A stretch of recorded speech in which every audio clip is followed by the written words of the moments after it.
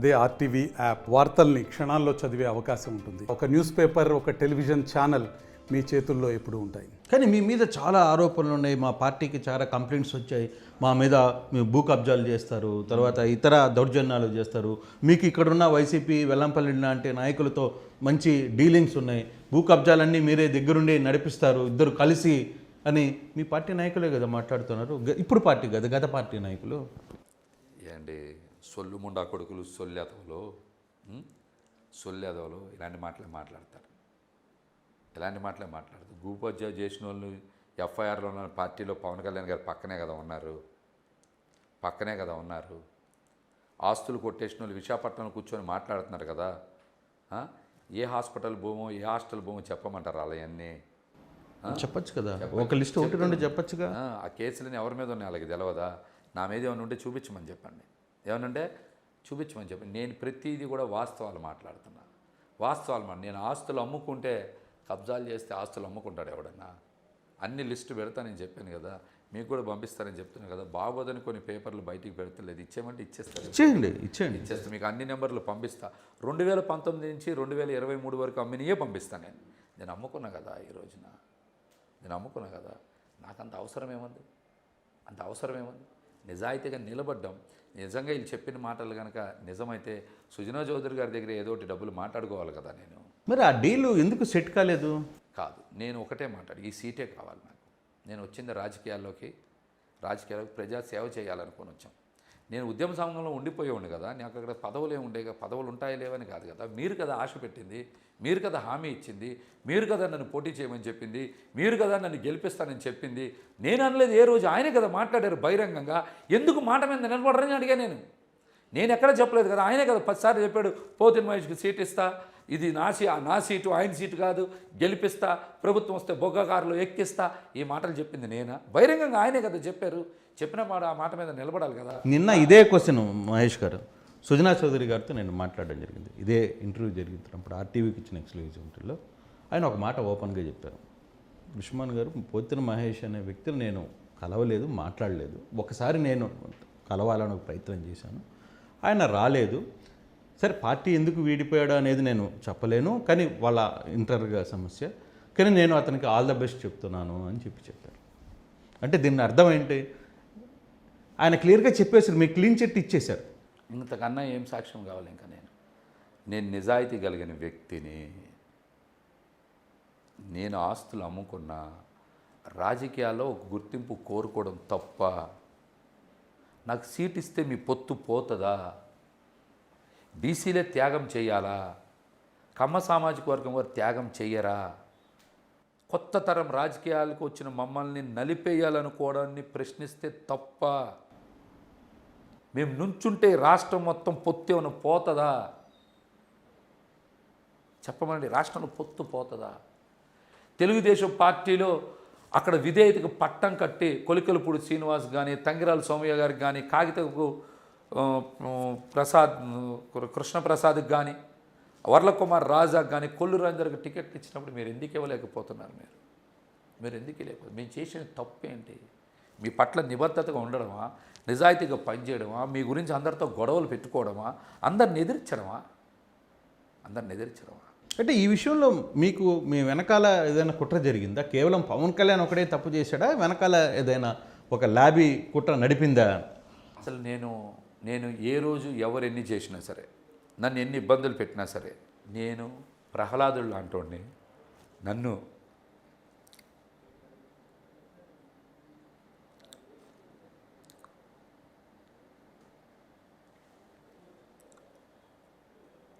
పవన్ కళ్యాణ్ అనే వ్యక్తి కాపాడతాడని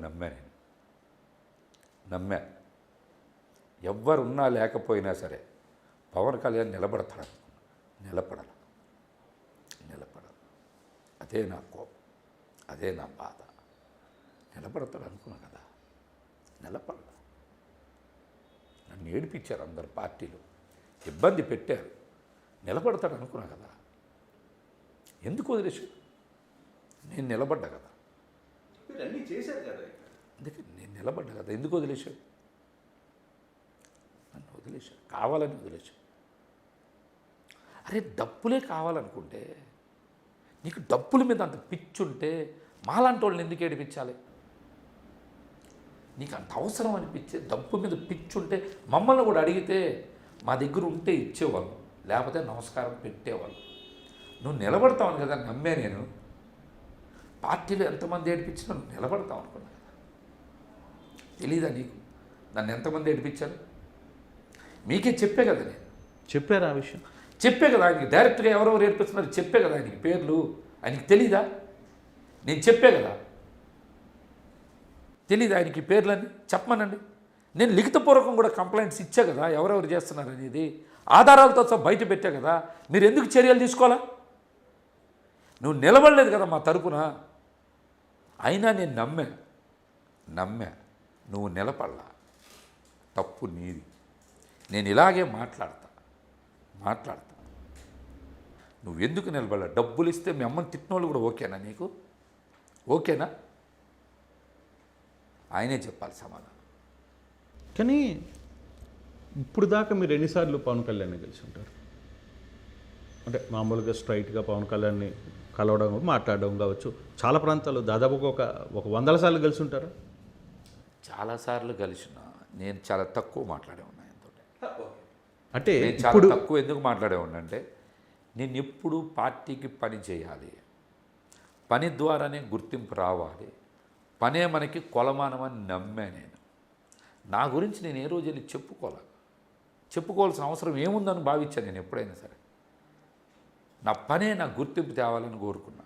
నేను ఎన్నిసార్లు నేను ఈ పని చేశామో నా పని చేశాను. నేను ఎప్పుడు అలాగా అంటే బహుశా ఏపీలో పోతిన మహేష్ చేసినటువంటి యాక్టివిటీస్ బహుశా జనసేన వాళ్ళు ఎవరు చేసుండ్రేమో.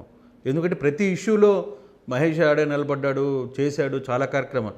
కానీ ఆ గుర్తింపు విషయంలో ఎక్కడో చిన్న గ్యాప్ మిమ్మల్ని వెనక నెట్టేసింది. ఎందుకు వచ్చిందండి? ఫిబ్రవరి 25 పిలిచారు కదా, 26న మాట్లాడారు కదా, 28న మాట్లాడాం కదా. ఏం గ్యాప్ వచ్చింది? మా దగ్గర సూట్ కేసులు బరువు తక్కువ ఉన్నాయి, వాళ్ళ దగ్గర ఎక్కువ ఉన్నాయనే కదా వదిలేసావు. జలీల్ ఖాన్ ఎందుకు కలిసావు? నిజంగా మాట్లాడదాం రండి. ఇప్పుడు నువ్వు జలీల్ ఖాన్ని 2 సార్లు ఎందుకు కలిసావు? పార్టీ ఆఫీస్కి పిలిపించి చంద్రబాబు నాయుడు చెప్పాడని కదా కలిసావు. అప్పుడు పోతిన మహేష్ గుర్తు రాలేదా?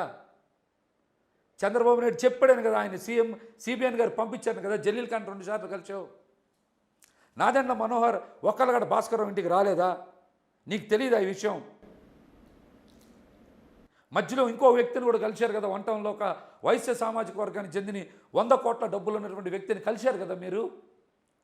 మీకు బేరం కుదరలా. జలీల్ ఖానో ఒక్కళ్ళగడ భాస్కరరావు ఇంకో వ్యక్తితో కుదరలా. సుజనా చౌదరి బాగా రేటు కుదిరింది కాబట్టి నన్ను గొంతు కోసావు. ఇవన్నీ జరగలేదండి. జలీల్ ఖాన్ రాలేదు ఆఫీస్కి. నిజంగా పోతిన మహేష్ నువ్వు గనక టికెట్ ఇవ్వాలనుకుంటే జలీల్ ఖాన్ ఎందుకు రాణిస్తావు? నువ్వు గేట్లోకి రాణిస్తావా? అంతేగా. మమ్మల్ని ప్రశ్నిస్తావుంటే నన్ను ప్రశ్నించడానికి ముందు నువ్వు సమాధానం చెప్పుకోవాలి. నువ్వు ఆ చెత్త నాదెండ్ల మనోహర్ సమాధానం చెప్పుకోవాలి కదా. ఎందుకు రానిచ్చావు? చంద్రబాబు నాయుడు గారు చెప్తే జలీల్ ఖాన్ ఇంటికి రానిచ్చావు కదా నువ్వు. అక్కడ మాకు ఒకడు ఉన్నాడు మహేష్ అనేవాడు, ఆడే పోటీ చేస్తాను, నువ్వు రావద్దని చెప్పాలి కదా. ఎందుకు చెప్పలా? అంటే అది నిర్ణయం తీసుకోవాలి కదా, బలంగా ఎందుకు చెప్పలా? చంద్రబాబు గారు చెప్తే రానిచ్చేసావు కదా నువ్వు 2 సార్లు. ఒక్కళ్ళగడ భాస్కర్ బ్యానర్ వేసేసుకున్నాడు కదా, ఎందుకైనా ఇచ్చావు? ఇంకొక వ్యక్తి దగ్గరికి కూడా వెళ్ళాడు కదా, 100 కోట్లు ఉన్నాయని. ఎందుకు వెళ్ళారు చెప్పమనండి సమాధానం. వీళ్ళందరికన్నా సుజనా చౌదరి గారి దగ్గర డబ్బులు ఉన్నాయి కదా, మనకు కావాల్సినంత ఇస్తాడు కదా. మహేష్ గొంతు కోసేద్దాం అనుకున్నావు కదా నువ్వు. కోసావు, అందుకనే కోసావు. డెఫినెట్గా గుర్తు పెట్టుకుంటాను నేను. నువ్వు అంటావు కదా, నేనే గుర్తు పెట్టుకుంటా. ఇవన్నీ జరిగిన వాస్తవాలు. నేను ఏది కల్పితం చెప్పట్లా. ఇవన్నీ జరిగినాయే ఇవన్నీ. నీకు నిజంగా మహేష్కే సీటు ఇవ్వాలి అని అనుకుంటే నిన్ను నమ్మాను కదా నేను. ఇవ్వాలనుకుంటే జలీల్ ఖాన్ని ఒక్కళ్ళగడ భాస్కరరావుని ఆ తర్వాత వ్యక్తి పేరు చెప్పకూడదని చెప్పట్లా. నేను పిలిచావు కదా. అంటే నీకు బేరం కావాలి, డబ్బులు కావాలి, సూట్ కేసులు కావాలి. ఈ విషయాన్ని జన సైనికులు వీర మహిళలు గుర్తించాలి. పవన్ కళ్యాణ్ గారి నిజ స్వరూపం తెలుసుకోవాలి. ఆయన నటుడే, ఎప్పటికీ నాయకుడు కాలేడు. ఆయన నటుడే. ఇప్పుడు జగన్ని కలిసిన నేపథ్యంలో ఎలా ఫీల్ అయ్యారు? ఇప్పుడు దాకా చాలా తీవ్రమైన విమర్శలు చేశారు వైసీపీ మీద చాలా కాలంగా. మీరందరూ కూడా ఒక పక్క నుంచే మాట్లాడతాను. నో ప్రాక్టికల్గా చెప్పండి. జరిగింది, నేను- ప్రాక్టికల్గా నేను జరిగింది. ఎందుకంటే మీ ప్రోగ్రామ్స్ చాలా కవర్ చేస్తున్నాను కాబట్టి అవును, దాంట్లో మీరందరూ కూడా వైసీపీ ఒకవైపే మీద మాట్లాడుతున్నారు. ఎందుకంటే ఒకవైపు మాట్లాడుతున్నారని చెప్తున్నానంటే మేము ప్రతిపక్షంలో ఉన్నప్పుడు ఖచ్చితంగా ప్రజల తరపున మేము మాట్లాడాలి, ప్రజల తరపున ప్రశ్నించాలి. ఎక్కడైనా నా వ్యక్తిగతంగా ఏమైనా అడిగానా? అన్ని ప్రజల తరపునే కదా అడిగా. ప్రభుత్వాన్ని కాబట్టి ఎవరిని ప్రశ్నిస్తా? ప్రభుత్వమే కదా పని చేయాలి. రోడ్లు వేయాలన్నా ప్రభుత్వాన్ని అడగాలి, మంచినీళ్ళు కావాలన్నా ప్రభుత్వాన్ని అడగాలి, ఇళ్ల పట్టాలు రిజిస్ట్రేషన్ కావాలన్నా ప్రభుత్వాన్ని అడగాలి. ఇలాంటివన్నీ ప్రజల కోసమే కదా అడిగాను, నా వ్యక్తిగతం ఏమైనా అడగలేదు కదా. మీరందరూ కూడా గొడవలు పెట్టుకున్నాం, తిట్టావు, విమర్శలు. నేను ప్రజల తరపునే ప్రశ్నించా. ఎక్కడా కూడా నేను హద్దు మీరి ఇష్టం వచ్చినట్టు మాట్లాడాలి. అవినీతి ఆరోపణలు ఉన్నప్పుడు కొంతమంది మీద గట్టిగా మాట్లాడాను. నేను ప్రజల తరపునే పనిచేశాను. ప్రజల తరపునే పనిచేశా. అందుకనే నేను నిజాయితీగా ఉండాలనుకున్నాను. నేను వచ్చినప్పుడు నిజాయితీగా ఉన్నా. దానివల్ల కొంతమందికి ఇబ్బందులు రావచ్చు. కానీ నాకు ఎవరి మీద వ్యక్తిగత కక్షలు లేవు, వ్యక్తిగత విభేదాలు లేవు. నాకు వాళ్ళకి ఎక్కడ గొడవలు అంతకు ముందు లేవు, ఆ తర్వాత లేవు. అన్నీ రాజకీయంగా పడినటువంటి విమర్శలే. కాబట్టి దాన్ని నేను పెద్ద ఇబ్బంది. సరే, మీరే కదిలే మీ నాయకుడు ఎన్ని మాట్లాడాడు, మళ్ళీ ఇప్పుడు తెలుగుదేశం మీద చాలా మాట్లాడాడు కదా. బీజేపీని కూడా చాలా ఉన్నాయి, బీజేపీని కూడా మాట్లాడారు. కాబట్టి నేను అవన్నీ కూడా పెద్ద ఇబ్బంది కావు. జగన్మోహన్ రెడ్డి గారు ఖచ్చితంగా, నేను సుబ్బారెడ్డి గారిని కలిసిన తర్వాతనే జగన్ గారిని కలిశాను. వారు కూడా, సుబ్బారెడ్డి గారు కూడా నన్ను చాలా ప్రేమగా దగ్గర తీసుకున్నారు. ఖచ్చితంగా మంచి చేస్తామని చెప్పారు. మహేష్, ఖచ్చితంగా ప్రభుత్వం వస్తుంది, ప్రభుత్వంలో నీకు మంచి చేస్తామని మాట ఇచ్చారు. ఖచ్చితంగా వాళ్ళ మాట మీద నిలబడే ఫ్యామిలీ అని మనకి రాష్ట్రంలో ఎవరిని అడిగినా చెప్తారు. ఎమ్మెల్సీ ఆఫర్ వచ్చింది, కరెక్టేనా? నేను ఒక్కటే చెప్తున్నాను, ప్రస్తుతం నా లక్ష్యం. నేను పొద్దున్న జగన్మోహన్ రెడ్డి గారితో, సీఎం గారితో మాట్లాడినప్పుడు కూడా ఒకటే మాట్లాడు. ఎట్టి పరిస్థితుల్లో పశ్చిమ నియోజకవర్గంలో వైసీపీ అభ్యర్థి గెలవాలి, ఖచ్చితంగా గెలవాలి. ఆ గెలుపు కోసం నా సాయి శక్తిలో పనిచేస్తా. ప్రస్తుతం నా ముందున్న లక్ష్యం అదే. ఆ అంశం మీద చాలా బలంగా పనిచేస్తా. రెండోసారి జగన్మోహన్ రెడ్డి గారు ముఖ్యమంత్రి కావాలని మనస్ఫూర్తిగా కోరుకుంటున్నా. నా వల్ల 10 ఓట్లు పడినా కూడా వేయించే ప్రయత్నం చేస్తాను. కానీ ఒకవేళ ఇక్కడ ఆసిఫ్ గెలిచాడు అనుకో, 2029లో పోతిన మహేష్ పరిస్థితి ఏంటి? అసలు నేను ప్రస్తుతానికి నాకు ఎటువంటి ఆలోచనలు లేవు. ఎస్, మీరు ఇక్కడ 2000 ఇక్కడ జనసేనలో సీట్ లేదు, వైసీపీకి వెళ్ళారు, వైసీపీలో సీటు హామీ లేదు. సో అటువంటి వల్ల వచ్చే ప్రయోజనం ఏంటి? మీరు ఇక్కడ సరైన కోణంలో విశ్లేషణ చేయాలి. నేను పేదవాడు అన్నగానే ఒక సామాన్యుడి వైపు నిలబడినా, ఒక పెట్టుబడిదారి వైపు, పెత్తందారి వైపు నిలబడినా అని జడ్జి చేసుకోవాల్సి వచ్చినప్పుడు నేను సామాన్య ప్రజల పక్షాన్ని నిలబడాలనుకున్నా. అందుకనే నేను ఖచ్చితంగా ఎటువంటి ప్రయోజనం ఆశించేటువంటి పని లేదు. నా జీవితం మొత్తం ఒక భారం మోయడానికి, ఒక అపవాదం మోయడానికి నా మనసు సిద్ధంగా లేదు, నేను కూడా సిద్ధంగా లేదు. కాబట్టి అక్కడ నేను పనిచేసేటువంటి పని చేయలేను. అట్లాగనే జనసేనకి అసలు ఉండకూడదు అనేది నా భారం మొత్తం తొలగిపోయింది. అసలు నేను చాలా హాయిగా ఉన్నాను, రిలీఫ్ అయిపోయారా? చాలా రిలీఫ్గా ఉన్నా. కాబట్టి నేను ఖచ్చితంగా అటువంటి వ్యక్తులు ఈ ప్రాంతానికి అవసరం లేదు. పేదల కష్టం తెలవనటువంటి వ్యక్తులు, పేదల బాగోగులు తెలవనటువంటి వ్యక్తులు, ఎప్పుడూ సూటు బూటు వేసుకొని ఫ్లైట్లో తిరిగేటువంటి వ్యక్తులు కూడా ఆలోచన చేయాలి. రాజ్యసభ చేశారు, కేంద్ర మంత్రి చేశారు, ఒక ఎమ్మెల్యేగా పోటీ చేయాల్సిన అవసరం మీరు ఏమొచ్చింది? యువత నాలాంటి వాళ్ళని ప్రోత్సహించవచ్చు కదా.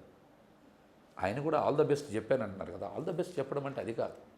ఆల్ ద బెస్ట్ అంటే మహేష్ నువ్వు పోటీ చేయి, నా మద్దతు నీకు ఇస్తా అని చెప్పచ్చు కదా. 62 ఏళ్ళు 64 ఏళ్ళు ఉన్నటువంటి వ్యక్తి ఒక 47 ఏళ్ళ వ్యక్తికి ఆల్ ద బెస్ట్ చెప్పి ఏదో పెద్ద మనసు చాటుకున్నట్టు కాదు. నువ్వు త్యాగం చేయాల్సింది నా గురించి.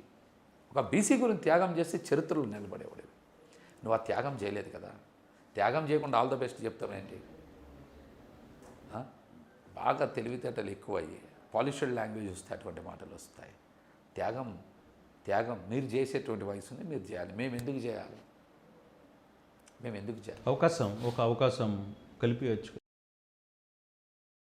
అవకాశం కల్పించే ప్రయత్నం కూడా చేయొచ్చు కదా అంటున్నా సుజనా చౌదరి. మరి ఆయన కూడా వదిలేసుకొని నేను ఎంపీగానే పోటీ చేస్తా, ఈ స్థానం మహేష్కి ఇవ్వండి, జనసేన పార్టీలో పనిచేసాడు అంటారా, నా ప్రయత్నం చేయొచ్చు కదా ఆయన.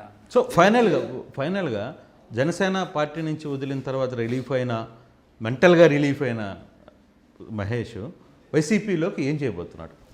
నేను మీకు చెప్పాను, సీఎం జగన్మోహన్ రెడ్డి గారు కూడా నాతో మాట్లాడతాం, మహేష్ ఖచ్చితంగా రాజకీయంగా నీ ఉన్నతి కోసం ప్రయత్నం చేస్తాం, ఖచ్చితంగా నిలబెడతాం, నీకు కూడా మంచి వయసు ఉంది, ఖచ్చితంగా నిన్ను భవిష్యత్తు బాగుంటుంది అని సీఎం జగన్మోహన్ రెడ్డి గారు చెప్పారు, సుబ్బారెడ్డి గారు కూడా చెప్పారు. వారి మాటల మీద నాకు సంపూర్ణ నమ్మకం, విశ్వాసమునే. నా ముందున్న ప్రస్తుత లక్ష్యం పశ్చిమ నియోజకవర్గంలో వైసీపీ అభ్యర్థిని ఖచ్చితంగా గెలిపించేందుకు సాయశక్తిలో పనిచేస్తా. అన్ని రకాలుగా ఈ నెల రోజులు పూర్తి స్థాయిలో పనిచేయడానికి నేను సంసిద్ధంగా ఉన్నా, ఖచ్చితంగా పనిచేస్తాను. Thank you, all the best. మరిన్ని వీడియోస్ కోసం ఛానల్ ని సబ్స్క్రైబ్ చేయండి, లేటెస్ట్ అప్డేట్స్ కోసం వాట్సాప్ ఛానల్ ని ఫాలో చేయండి అండ్ లింక్ డిస్క్రిప్షన్ లో ఉంది.